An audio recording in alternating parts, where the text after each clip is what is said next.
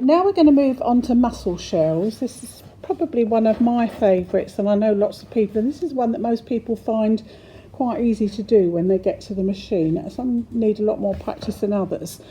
And this is another 1, 2, 3 movement. This is one again where you need a kind of a momentary stop to move around.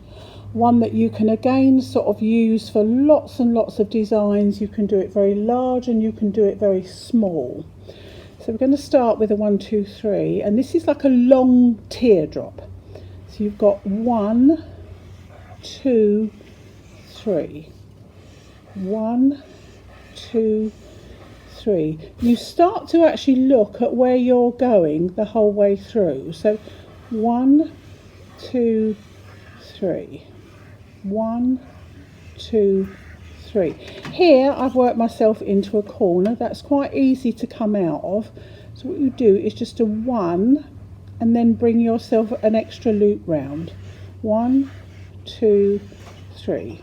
1, 2, 3. You have to be careful to make sure that you don't work yourself round in a circle so that you create a flower rather than a shape. So again, 1, 2, 3. 1, 2, 3. 1, 2. If you want to change direction, you stop at 2. So here we're going to go 1, 2, 3. 1, 2, 3. 1, 2, because we can't fill in a 3. 1, 2, 3. Might want to put a small one in here. 1, 2. Creep out again. 1. We might just do 1 there. 1, 2, 3. 1, 2, 3. So the shape you're looking for is this elongated teardrop. You'll notice that I'm not actually going back and touching. So here I've gone 1.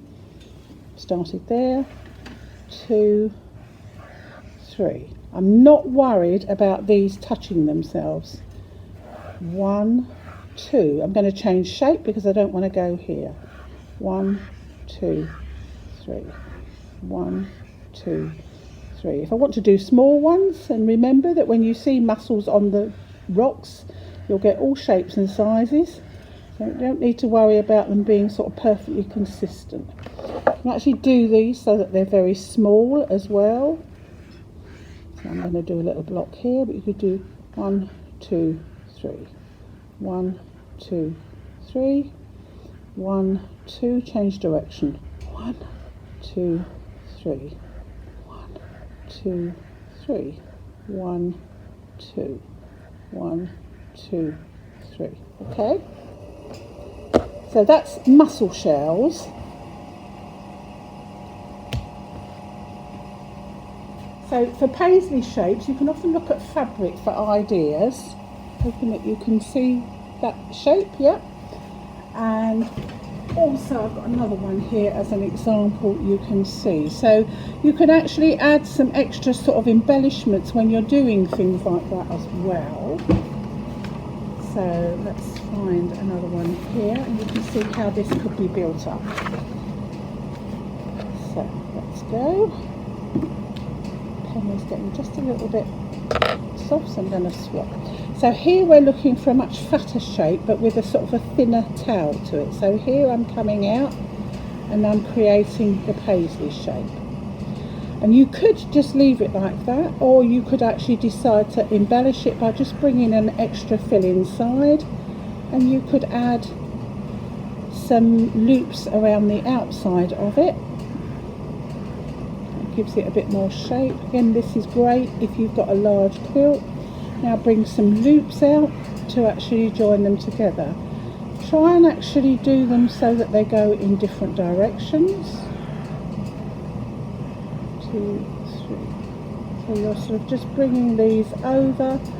You just be doing that carefully with the machine. You could actually go back through and put some pebbles in, taking them from side to side. You can just build on a shape as you choose, and you'll get different effects.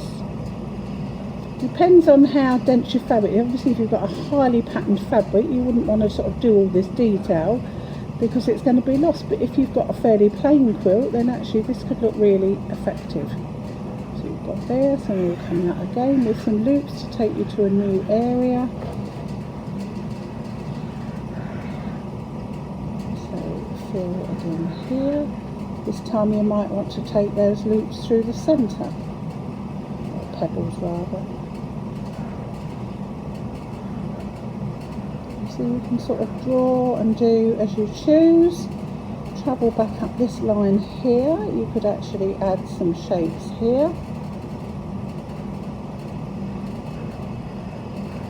So it really is a kind of just a play and see what you'd like to do for these shapes. So mussel shells, you can create some really great effects, and don't be afraid going back to this one to actually just do a block where it travels through in this way. You don't need to fill your whole block with it. Mussel shells, never make the mistake of doing them tiny on a really large quilt unless you have sort of the scope to be able to make them larger as you go out. Certainly we've known of a customer who started to quilt very small, looked absolutely stunning. She did variegated oranges to go with the quilt design she'd got, but it took hours and hours because she'd decided to do the mussel shell small. So look at your quilt and think about how you're going to go around it, because otherwise you may be hours more than you want to be. Let's put those to aside. So that's mussel shells and paisley. Then we moved on to mussel shells and the variations on those, and you can see again that when you're close up they often don't look that attractive. When you start to look at them, well, that one actually looks a bit splodgy, but if you look above there they actually look quite nice, I think. I love mussel shells, it's one of my favourites. This was just doing variations to show you that you could do paisley. You could fill in these areas as well with bits of pattern if you wanted to, make it larger, smaller, but you can use the loops again to travel around on a quilt.